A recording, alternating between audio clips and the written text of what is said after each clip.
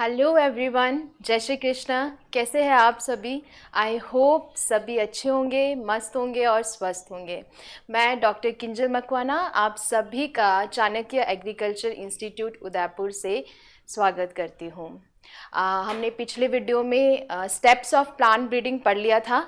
अगर आप लोगों ने नहीं देखा है तो प्लीज़ उस वीडियो को जाके देखें और समझें। इन केस कोई डाउट हो तो ज़रूर कमेंट बॉक्स में कमेंट करें।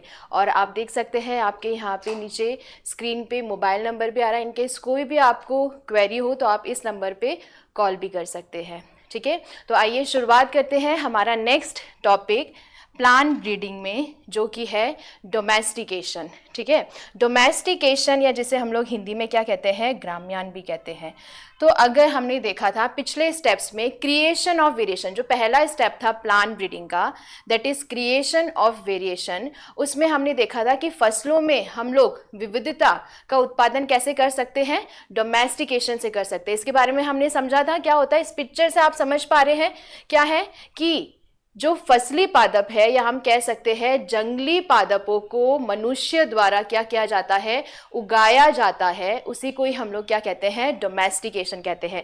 आप इस पिक्चर में देख सकते हैं कि किस तरह से जो आदि मानव पहले जंगल में रहते थे, अब वो जो है क्या है, कैसे फसलों को उन्होंने लाकर उगाना स्टार्ट कर दिया या खेती करना स्टार्ट कर दिया, उसी को हम क्या कह रहे हैं, डोमेस्टिकेशन कह रहे हैं। ठीक है, इसी क्रम में हम आगे बढ़ते हैं कि डोमेस्टिकेशन एग्जैक्टली इसमें किस तरह से डोमेस्टिकेशन का सिलेक्शन होता है। क्या इसके हम देखते हैं कि क्या इसके आप टाइप्स देख सकते हैं, कैसे इसका सिलेक्शन होता है इस तरह से। ठीक है,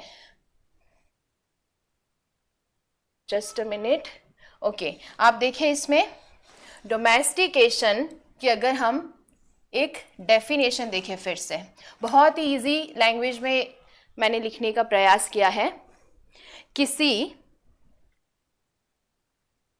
पादप जाति को उसके जंगली वातावरण, किसी पादप जाति को उसके जंगली वातावरण से निकालकर ग्रामीण वातावरण में मानव की देख रेख में उगाने की प्रक्रिया को ही हम क्या कहते हैं, ग्राम्यन कहते हैं। ठीक है, domestication wild area to cultivated area, clear, wild species to cultivated species, इस तरह से सिंपल वे में आप समझे, ज्यादा टिपिकल हमें नहीं बनाना। और एक बात जरूर ध्यान रखें कि आप प्लीज रटने की कोशिश ना करें, कोई भी टॉपिक है उसको समझे। देखो आज आपके पास इतनी टेक्नोलॉजी एडवांस हो गई है, इनकेस कोई आपको टॉपिक समझ में नहीं आ रहा है तो आप गूगल कर सकते हैं।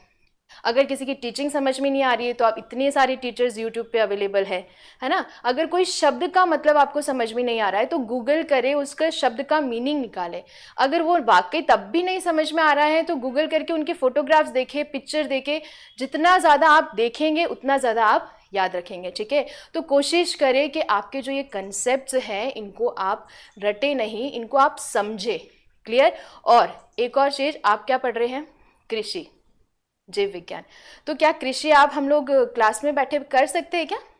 नहीं ना, आपको फील्ड में जाना ही पड़ेगा। तो ये कृषि में तो बहुत इंपॉर्टेंट है, प्रैक्टिकली आप ज़रूर इस चीज़ को ऑब्जर्व करें, खेतों में जाए, किसानों से मिले।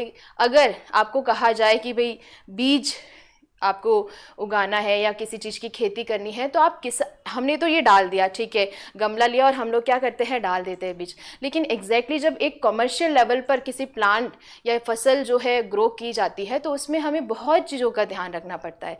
तो आगे आप जाके ऑब्वियसली सभी एग्रीकल्चरिस्ट बनने वाले हैं तो इस चीज़ का ज़रूर ध्यान रखें, फील्ड में जाकर ज़रूर किसानों से इंटरेक्ट किया करें। ठीक है, ओके, देखो ये ग्राम्यन के दौरान जाति के लक्षणों में बहुत अधिक परिवर्तन हुए हैं।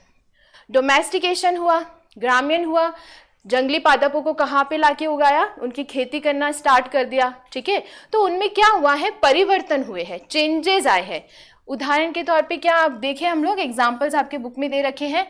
सभी फसलों में विसरण या तो समाप्त हो गया या बहुत ही कम हो गया है। ठीक है, विसरण या शैटरिंग हम लोगों ने पढ़ा था किसमें, प्लांट ब्रीडिंग के ऑब्जेक्टिव्स में क्या होता है शैटरिंग, जिसमें जो फली है उसमें से दाने क्या हो जाते हैं, बिखर जाते हैं, खर जाते थे, जल्दी जो है क्या हो जाते थे, खर जाते। तो डोमेस्टिकेशन जब करना स्टार्ट किया, ग्रामीण करना स्टार्ट किया, खेती करना स्टार्ट किया, तो इसमें क्या, किसमें हमें कमी देखने को मिली है, विस्तरण में कमी देखने को मिली है। क्लियर। नेक्स्ट, अधिकांश फसलें पकने की अवधि में भी कमी आई है। पहले बहुत टाइम लगता था, ठीक है, जो फसल है उसको पकने में काफ़ी टाइम लग जाता था, लेकिन उगाने से, खेती करने से इनमें क्या हुआ है, ये जो पकने की जो अवधि है, समय है, वो भी क्या हुआ है, कम हुआ है। क्लियर। नेक्स्ट देखिए, सभी फसलों के दाने तथा आमाप में क्या हुई है, वृद्धि हुई है। जो फसलें हैं उनमें दाने लगते हैं या उनके जो आकार है, आमाप है, उनमें क्या देखी गई है, वृद्धि देखी गई है। क्लियर। तो आपसे अगर इन केस पूछा जाए कि ग्राम्यन क्या होता है, ये डेफिनेशन आपको बतानी है। क्लियर। और डोमेस्टिकेशन करने से क्या क्या बेनिफिट्स हुए हैं, ये 3 एग्जाम्पल में बहुत ही सिंपल वे में आपको इन्हें समझाना है। ठीक है। पहला क्या, हमें डोमेस्टिकेशन हमने स्टार्ट किया तो हमें क्या पहला लाभ मिला, दैट इज अ विसरण। ठीक है। विसरण या तो समाप्त हो गया है या बहुत ही कम हो गया है। क्लियर। सेकंड, फसलें पकने की अवधि में भी क्या आई है, कमी आई है, और दानों तथा आमाप में क्या हुई है, वृद्धि हुई है। ठीक है। तो डोमेस्टिकेशन में आप देखिए इस तरह से आपको एग्जाम्पल में जब वाइवा में आपसे पूछा जाए तो ये एग्जाम्पल्स आपको बताने हैं। क्लियर। ओके। नेक्स्ट, इसी में ही देखिए, ग्राम्यन के दौरान वरण, सिलेक्शन ड्यूरिंग डोमेस्टिकेशन। जब डोमेस्टिकेशन या हम लोग जब जंगली पादपों को उगा रहे थे उसी टाइम पे हमने क्या किया है, सिलेक्शन किया है, या हम कह सकते हैं सिलेक्शन हुआ है प्लांट्स का। कैसे सिलेक्शन हुआ है, देखिए, किसी भी समष्टि में विभिन्न जीन प्रारूप वाले पौधे उपस्थित होते हैं। ठीक है। अगर आप एक कोई पॉपुलेशन देखें, ठीक है, कोई भी पॉपुलेशन है, ठीक है, प्लांट की पॉपुलेशन है, उस पॉपुलेशन, समष्टि मतलब क्या है, पॉपुलेशन, या उसे आप कह सकते हैं आबादी। ठीक है। तो प्लांट्स के पॉपुलेशन में या आबादी में क्या पाए जाते हैं, विभिन्न जीन प्रारूप पाए जाते हैं। डिफरेंट जेनेटिकली सब में क्या पाए जाते हैं, जीन्स पाए जाते हैं, या हम कह सकते हैं सब में वेरिएशंस पाए जाते हैं। ठीक है। वाले पौधे उपस्थित होते हैं। इनमें भिन्नता प्राकृतिक कारक अथवा मानव क्रियाओं के कारण उत्पन्न हो सकती है। कोई पॉपुलेशन है, फॉर एग्जांपल कोई प्लांट है, प्लांट की बहुत सारी किस्म है या बहुत सारी क्या है, पॉपुलेशन है, उसमें वेरिएशंस आप देखते हैं, कोई टॉल है, ड्राफ है ना, और आप उसमें देखते हैं किसी में दाने ज़्यादा लग रहे हैं, कि बहुत कोई तो है बहुत ही छोटा हाइट का है। तो ये वेरिएशन किसकी वजह से, क्योंकि वो सभी के सभी क्या है, जिनोटिपिकली हम कह सकते हैं उनके जीन्स जो है सभी के क्या है, डिफरेंट है, कैरेक्टर्स डिफरेंट है ना, विभिन्न जीन प्रारूप है। पर ये वेरिएशन जो आप देख रहे हैं प्लांट्स में, जो वेरिएशन आप देख रहे हैं, ये किसकी वजह से, ये भिन्नता किसकी वजह से है, तो ये भिन्नता किसकी वजह से आती है, प्राकृतिक कारकों अथवा मानव क्रियाओं द्वारा, ह्यूमन एक्टिविटीज, और हम कह सकते हैं नेचुरल फैक्टर्स की वजह से ये वेरिएशंस आपको देखने को मिलते हैं प्लांट पॉपुलेशन में। ठीक है। के कारण उत्पन्न हो सकती है। इस आधार पर वर्ण के 2 निम्नलिखित वर्गों में बांटा जा सकता है, और इसी के बेसिस पे जो पॉपुलेशन में वेरिएशन है, और वो वेरिएशन मैं बहुत क्लियरली आपको इसमें लिख लेती हूँ, पॉपुलेशन में क्या देख रहे हैं आप, वेरिएशन देख रहे हैं, और ये जो वेरिएशन है ये किसकी वजह से है, 2 फैक्टर्स है। एक तो हम कह सकते हैं नेचुरल फैक्टर है, ठीक है, और एक आप मानव क्रिया या जिसे हम कह सकते हैं ह्यूमन एक्टिविटीज की वजह से ये वेरिएशंस है। क्लियर। अच्छा, इसे इंग्लिश में हम लोग पढ़ना चाहे, याद करना चाहे तो, plants with different genotypes are present in any population. ठीक है। Variations in this can arise due to natural factors और ह्यूमन एक्टिविटीज। वेरिएशन किसकी वजह से आते हैं, नेचुरल फैक्टर और ह्यूमन एक्टिविटीज की वजह से आते हैं, और इसी के आधार पर, है ना, इसी के आधार पर अगर हम देखें तो इसी के आधार पर 2 तरह के सिलेक्शन दे रखे हैं, 2 तरह के सिलेक्शन दे रखे हैं। क्या है, natural selection and artificial selection. नाम से ही पता चल रहा है, नेचुरल जो सिलेक्शन या जो चयन हो रहा है वो किससे हो रहा है, प्राकृतिक कारकों की वजह से हो रहा है ना, बहुत इजी है, बहुत ही ज्यादा इजी है। प्राकृतिक वरण या नेचुरल सिलेक्शन, है ना, जब वरण की अगर हम बात करें तो वरण प्राकृतिक कारकों जैसे जलवायु, मृदा, जैविक कारक आदि होते हैं तो इसे प्राकृतिक वरण कहा जाता है। सिलेक्शन या चयन जो नेचुरल फैक्टर है उनकी वजह से हो रहा है। आप सभी ने नेचुरल सिलेक्शन थ्योरी पढ़ी होगी, किसने दी थी, कौन से वैज्ञानिक थे, आप सभी ने पढ़ा है इवोल्यूशन के अंदर, डार्विन। उसी को ही हम रिलेट करके पढ़ सकते हैं कि जो ऑर्गेनिज्म अगर सर्वाइव तभी करेगा जब इन्वायरमेंट में होने वाले जो चेंजेस है उसको क्या कर लेगा, पार कर लेगा, चाहे हाई टेम्परेचर हो या चाहे बहुत ज़्यादा हम कह सकते हैं ड्रॉट कंडीशन हो जाए, या हम कह सकते हैं बहुत ज़्यादा हम माइनस टेम्परेचर हो जाए। इन सभी कंडीशन में, एक्सट्रीम कंडीशन में जो ऑर्गेनिज्म सर्वाइव कर लेगा वही तो होगा फिटेस्ट ऑफ द सर्वाइवल, है ना। तो यही, इसी में हम लोग ये चीज़ भी इसी से ही समझ सकते हैं कि जो प्लांट इन सभी वातावरणीय जो दशाएं में परिवर्तन आ रहा है उन सबको सहन कर लेगी, और जो फसल या जो पादप आगे चल जाएंगे उन्हीं का ही क्या होगा, नेचुरल सिलेक्शन कह सकते हैं हम, या नेचुरली वो क्या हुए हैं, सेलेक्ट हुए हैं, ठीक है। When the selection is done by natural factors like climate, soil, biotic factor etcetera, it is called natural selection, है ना, and it occurs in wild species. Clear, okay. Next देखें यहाँ पे आर्टिफिशियल सिलेक्शन, कृत्रिम वरण। आर्टिफिशियल मतलब क्या, करवा रहे हैं हम, है ना, कौन करवा रहे हैं, मनुष्य, ह्यूमन, ठीक है। मानव द्वारा किए जाने वाले वरण को कृत्रिम वरण कहा जाता है। सिलेक्शन, सिलेक्शन जो है आदि मानव ने तो सिलेक्शन किया है, कैसे किया है सिलेक्शन, जंगल में गए और जो पादप सुपीरियर थे या उन्हें लगा कि ये अच्छे इनमें कैरेक्टर्स है, उन प्लांट्स के बीजों का, जो सुपीरियर प्लांट्स थे उन सुपीरियर प्लांट्स के सीड्स का क्या करके लाए हैं, कलेक्शन करके लाए हैं, और उन्हीं सीड्स को फिर उन्होंने क्या करना स्टार्ट किया, खेती करना स्टार्ट किया। तो ये किसने किया, मानव ने ही तो किया, है ना। तो इसे हम कह सकते हैं artificial selection. When selection is done by humans it is called artificial selection, ठीक है। As a result plants become more useful to humans. यही तो उद्देश्य है पादप प्रजनन का, है ना। हमने पढ़ा था कि मानव जो है प्लांट्स में या पौधे में क्या करता है, आनुवंशिक परिवर्तन करता है, ठीक है।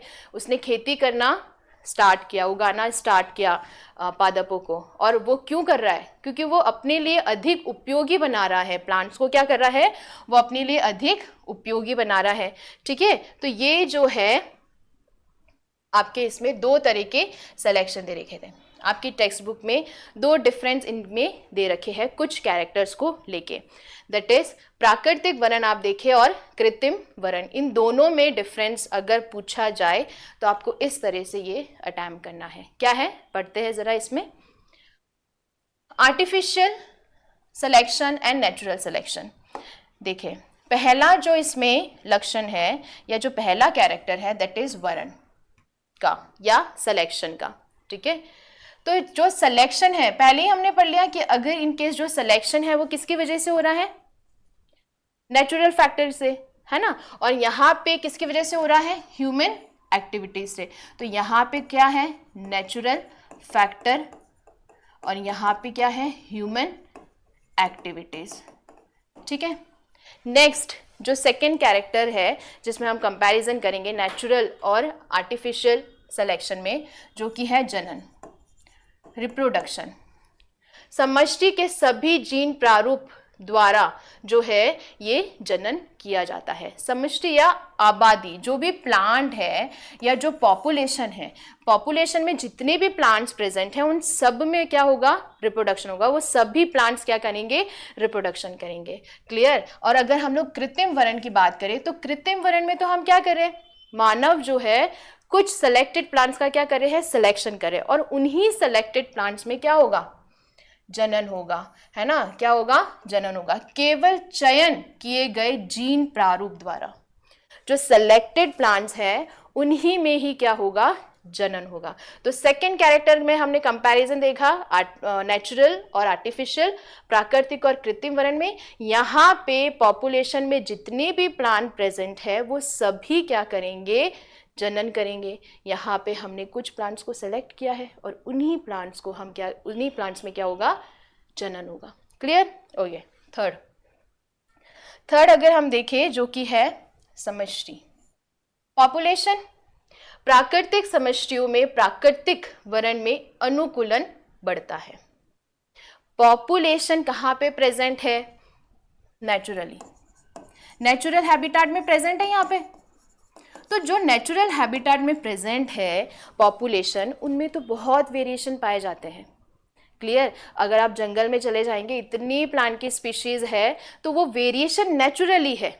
लेकिन अगर हम बात करते हैं यहाँ पे प्रजनन समष्टियों में अनुकूलन बढ़ता है। ठीक है, इसमें जो है कुछ सिलेक्टेड प्लांट्स हमने जो सेलेक्ट किए थे प्लांट्स, उनमें जो अनुकूलन होगा वो क्या होगा, हमने पर्टिकुलर उन प्लांट्स को चेंज किया है, किस्म बनाई और डिफरेंट डिफरेंट कैरेक्टर्स के लिए उनमें क्या किया है, अनुकूलन को बढ़ाया है। ठीक है, तो यहाँ पे थर्ड कंपैरिजन जिस कैरेक्टर को लेके हमने देखा दैट इज समष्टि। नेक्स्ट है समष्टि में विविधता। यही बात मैंने कही कि पॉपुलेशन में जो वेरिएशन है, डाइवर्सिटी है, वो सबसे ज्यादा आपको कहाँ देखने को मिलेगी, अधिक विविधता बनी रहती है। कहाँ पे, जहाँ पे प्राकृतिक या हम कह सकते हैं नेचुरल हैबिटेट होता है। यहाँ पे जिन दशाओं के लिए चयन किया जाता है उनमें अनुकूलन बढ़ता है, विविधता में कमी आती है। वेरी इंपॉर्टेंट पॉइंट, पूछ लिया जाएगा वाइवा में, बेसिक है लेकिन बहुत इंपॉर्टेंट है। ठीक है, तो ये डायरेक्टली क्वेश्चन आएगा वाइवा में कि इन केस अगर जो पॉपुलेशन है उस पॉपुलेशन में जो विविधता है, डाइवर्सिटी आपको कहाँ देखने को मिलेगी, नेचुरल हैबिटेट में या जहाँ पे आप उगा रहे हो, या आप कह सकते हो जहाँ पे आप आर्टिफिशियल सिलेक्शन कर रहे हो। तो ये ध्यान रखिए, डाइवर्सिटी जो है यहाँ पे नेचुरल हैबिटेट है वहां पे ज्यादा होगी, लेकिन यहाँ पर क्या होगी, कम होगी। Clear everyone? तो बहुत ही सिंपल था, लेकिन बहुत एक सिंपल सा बेसिक सा अच्छा कंसेप्ट था। इस पे क्वेश्चंस आपके वाइवा में पुट हो सकते हैं, या अगर आप एमसीक्यूज करते तो इस तरह के क्वेश्चंस बन जाते हैं। कॉम्पिटिटिव एग्जाम्स की भी अगर आप तैयारी कर रहे हैं तो इन्हीं को लेकर जो है क्वेश्चंस बनते हैं। ठीक है, तो ध्यान रखिए इन क्वेश्चंस का। ओके, तो यहाँ पे हमारा डोमेस्टिकेशन कंप्लीट हुआ। क्रिएशन ऑफ वेरिएशन जो स्टेप ऑफ प्लांट ब्रीडिंग है, उसका पहला स्टेप में हमने ये देखा था कि क्रिएशन हम कैसे कर सकते हैं, डोमेस्टिकेशन की वजह से। डोमेस्टिकेशन में हमने डिटेलिंग देखी और उसमें हमने देखा कि डोमेस्टिकेशन के दौरान ही क्या होता है, वरण होता है, सिलेक्शन होता है। दो तरह के सिलेक्शन होते हैं, एक तो होता है नेचुरल सिलेक्शन और एक होता है आर्टिफिशियल सिलेक्शन। ठीक है, इसी क्रम में विविधता आपको लानी है पादप में, तो आप क्या करेंगे, जर्म प्लाज्म, जनन द्रव्य का क्या करेंगे, संग्रह करेंगे। लेकिन उससे पहले समझते हैं कि जर्म प्लाज्म क्या होता है। हम लोगों ने पिछले वीडियो में पढ़ा था, इनके बारे में बेसिक इंफॉर्मेशन पढ़ी थी, लेकिन अब हमें बहुत डिटेलिंग पढ़नी है इनके बारे में। ठीक है, तो रेडी रहिएगा फॉर दिस। ओके, जनन द्रव्य क्या होता है। जनन द्रव्य कल भी मैंने आपको ये बताया था, पादप का वह भाग जिससे एक नया पौधा तैयार हो जाए। ठीक है, उसी को हम क्या कहते हैं, जनन द्रव्य कहते हैं। क्लियर? उससे हम लोग एक न्यू प्लांट बना, कायिक जनन में हम लोग पढ़ते हैं कंद के द्वारा। ठीक है, और हम कह सकते हैं बीज तो है ही ऑब्वियसली। तो इन सभी चीजों का हमें क्या करना है, संग्रह करना है। तो संग्रह जर्म प्लाज्म का क्या करना है, कलेक्शन करना है। तो यही बात हुई। ओके, अब देखो इसमें जनन द्रव्य जो है इसे हम लोग हेरिडिटरी मटेरियल भी कह सकते हैं, है ना, आनुवांशिक पदार्थ भी कह सकते हैं, या इसे हम लोग जीन या एलील भी कह सकते हैं। ठीक है, अब ये भी कह सकते हैं collection of gene and allele. तो कंफ्यूज नहीं होना है, ये वही बात जो मैंने कही, वही बात, थोड़ी सी एक हम कह सकते हैं टर्मिनोलॉजी का डिफरेंस है इसमें। ठीक है, तो इनमें हम क्या कर रहे हैं, कलेक्शन कर रहे हैं किसका, हेरिडिटरी मटेरियल का, जिसे हम लोग जीन और एलील भी कह सकते हैं। ठीक है, अब इसमें आप देखो कि जीन और एलील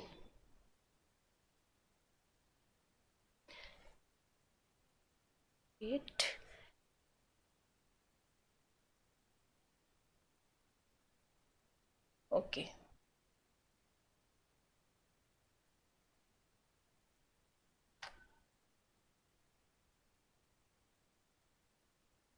ओके देखिए, जनन द्रव्य की यहाँ पे कुछ डेफिनेशन बता रखी है इसमें। किसी फसल की प्रजातियां एवं उनके जंगली संबंधियों में।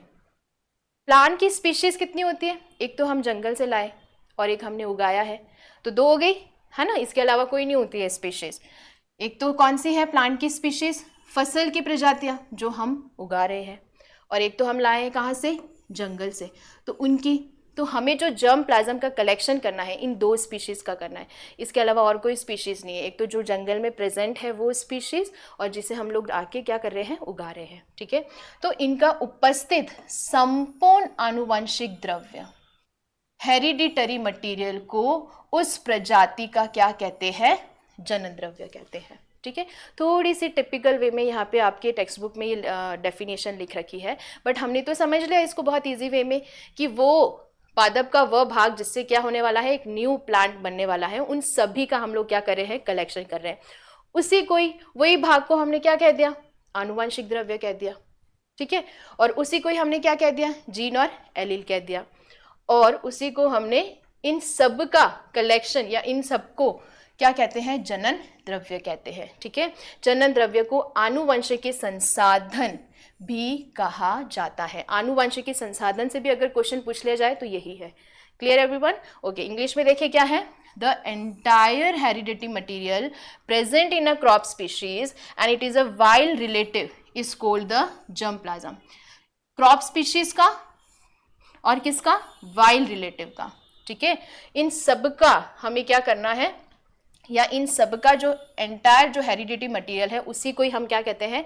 जर्म प्लाज्म कहते हैं। और इनका संग्रह करेंगे, कलेक्शन करेंगे, तो जर्म प्लाज्म कलेक्शन हो गया। Clear? Germ plasm is also called genetic resource. इसे हम लोग जो है जेनेटिक रिसोर्स भी कहते हैं, ठीक है। तो बहुत ही इजी वे में हमने समझा कि जर्म प्लाज्म जो है वो क्या होता है। Clear everyone? ओके, अब देखें, पादप प्रजनन का उद्देश्य फसलों के जीन प्रारूप को क्या करना है? रूपांतरित करना है, ठीक है। रूपांतरित करके मानव के लिए और अधिक उपयोगी बनाना है, ठीक है। जीन प्रारूप में वांछित परिवर्तनों के लिए वांछनीय जीन पादप प्रजनकों के पास उपलब्ध होना आवश्यक है। प्लांट ब्रीडर जो है उन्हें क्या करना है? न्यू वेराइटीज डेवलप करनी है, उन्नत किस्मों का क्या करना है? विकास करना है। तो उनके पास जीन प्रारूप तो होने चाहिए, है ना। तो वो क्या है? इनमें हम क्या कर रहे हैं? जीन प्रारूप में वांछित परिवर्तन के लिए वांछनीय जीन पादप प्रजनक के पास उपलब्ध होना आवश्यक है, ठीक है। तो ये जो कलेक्शन जो है जीन एलील का, जीन प्रारूप का, है ना, इनका कलेक्शन कौन करता है?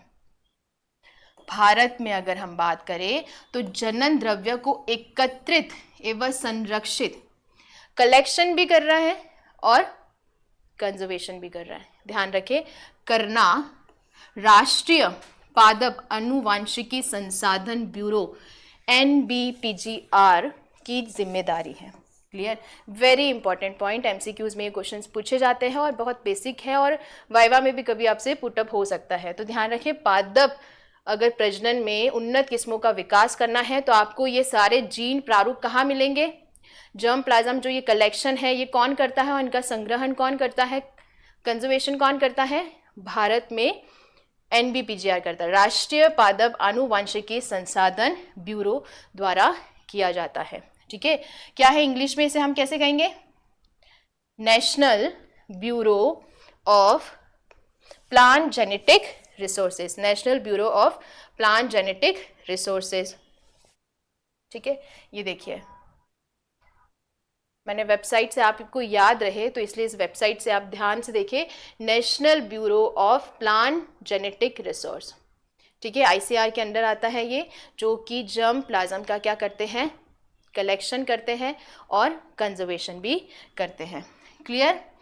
ठीक है, ओके। अब आइए नेक्स्ट हम देखते हैं कि ये जो जनन द्रव्य है, जस्ट अ मिनट,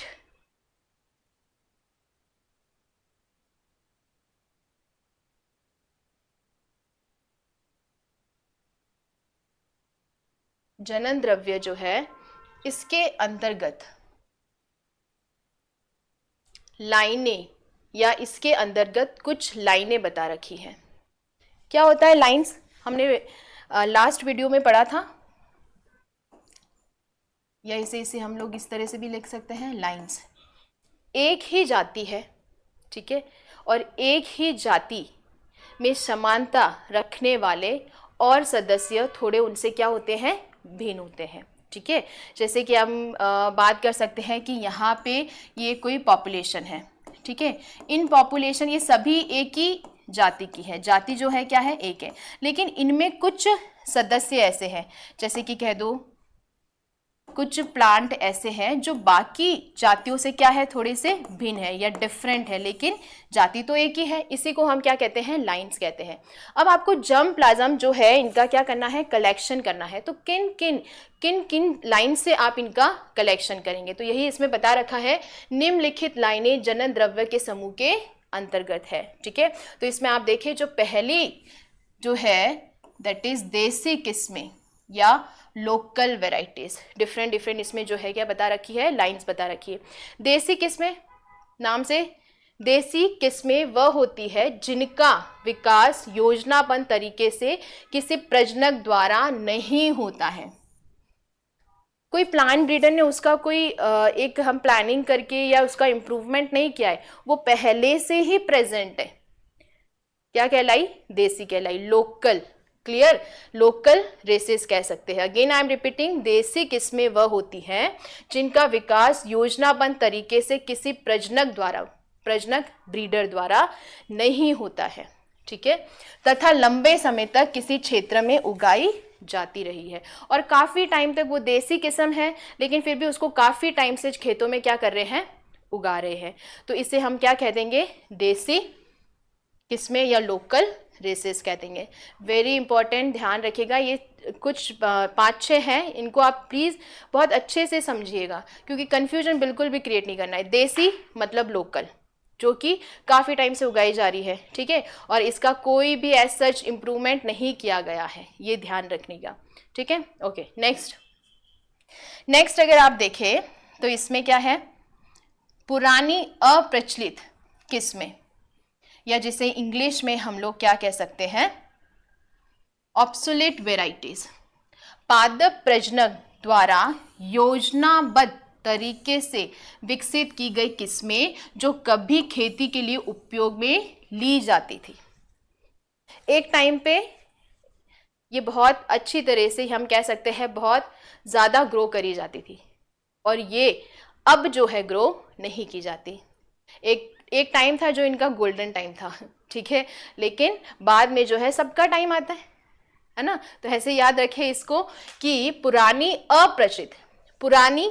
अप्रचलित किस्में, ऑब्सोलेट वैरायटी, पादप प्रजनक द्वारा योजनाबद्ध तरीके से विकसित की गई किस्में जो कभी खेती के लिए उपयोग में ली जाती थी।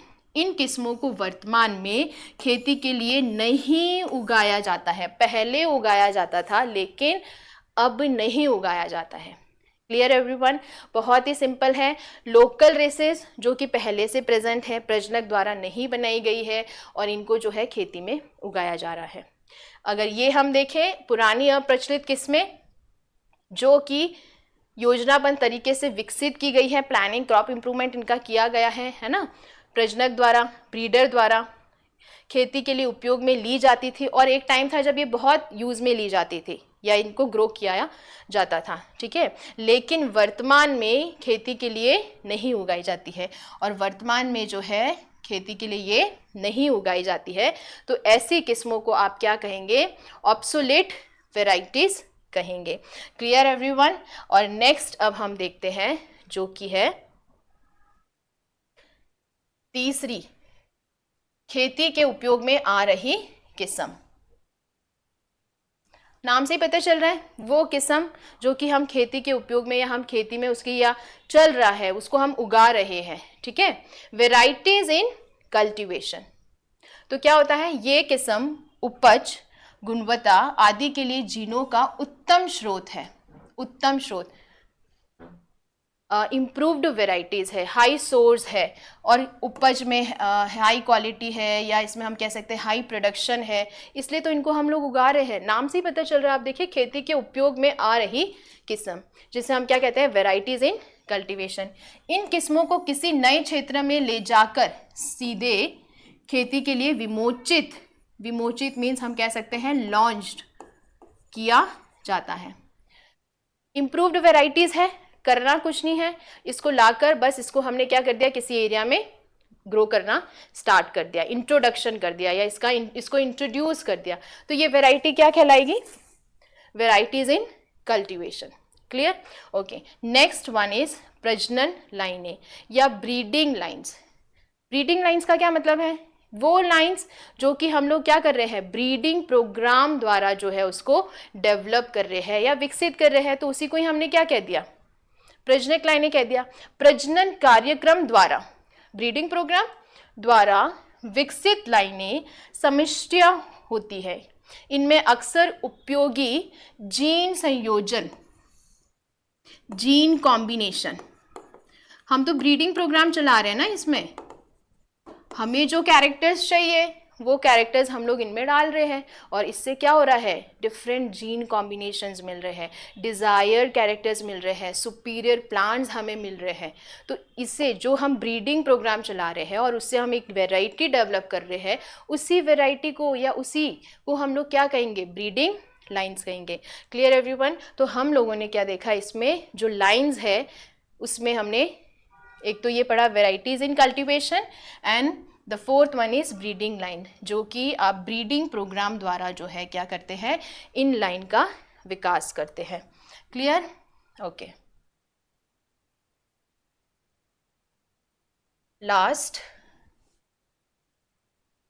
फिफ्थ वन, दैट इज जंगली प्रारूप एवं जंगली संबंधी लाइंस। क्या होती है जंगली प्रारूप, या जिसे हम लोग इंग्लिश में वाइल्ड फॉर्म्स कहते हैं। क्या कहा हमने, वाइल्ड फॉर्म्स।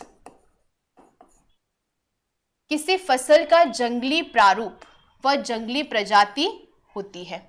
जंगली प्रारूप, वाइल्ड फॉर्म्स मतलब है जिससे कि उस फसल की सीधी उत्पत्ति हुई है। कोई वाइल्ड फॉर्म था, कोई जंगली प्रारूप था, और उससे डायरेक्टली हमने क्या कर लिया है, एक फसल विकसित कर ली है। तो इसकी उत्पत्ति किससे हुई है, यहाँ आप ध्यान से देखें, ये थोड़ा सा अच्छे से समझिएगा। जंगली प्रजाति होती है जिससे कि उस फसल की सीधी क्या हुई है, उत्पत्ति हुई है। ठीक है, अब यहाँ पे है जंगली संबंधी शेष उन सभी प्रजातियों को कहते हैं। दिस वन, इसको समझिए। अब हमने ये समझ लिया जंगली प्रारूप क्या होता है। जंगली प्रारूप जिससे हमने क्या कर लिया, डायरेक्टली एक फसल विकसित कर ली। ठीक है, जंगली संबंधी, जंगली नहीं है, वाइल्ड रिलेटिव्स, वाइल्ड इसकी जैसी है, उसकी रिलेटिव है।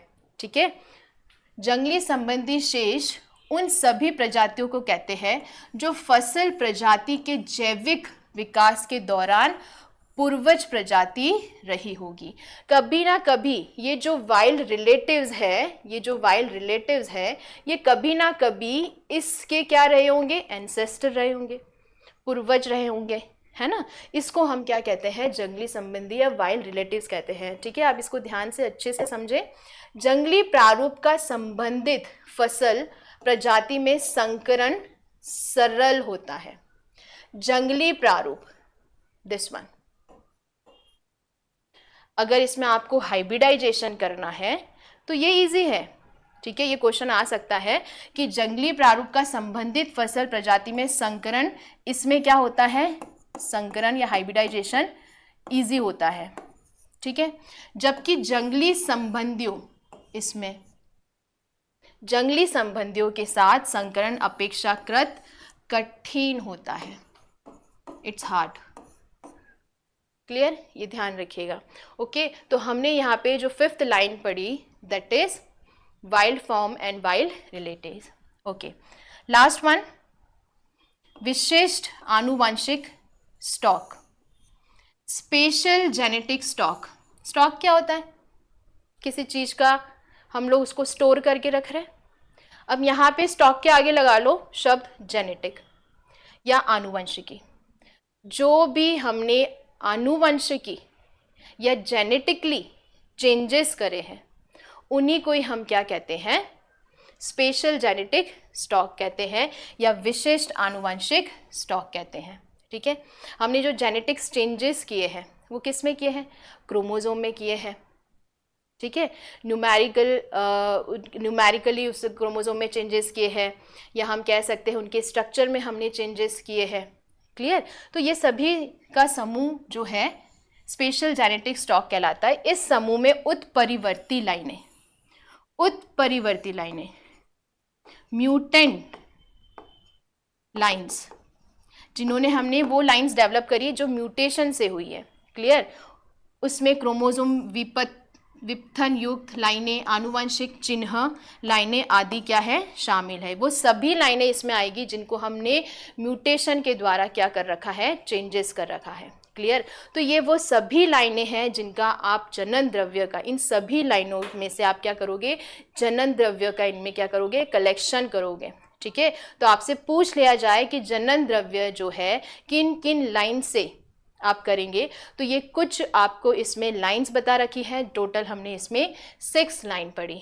क्लियर एवरीवन, आई होप आप सभी को डोमेस्टिकेशन, और अगर हम ये बात करें इसकी जो कि है जर्म प्लाज्म, और जर्म प्लाज्म क्या होता है, जर्म प्लाज्म से कैसे इसकी डिफरेंट लाइंस होती है और कैसे कलेक्शन कौन करता है, NBPGR करता है, इनके बारे में हम लोगों ने समझा। और अगर इन केस आपको कुछ डाउट हो तो ज़रूर आप कमेंट करिए and also like the video. Okay, thank you so much, मिलते हैं नेक्स्ट वीडियो में।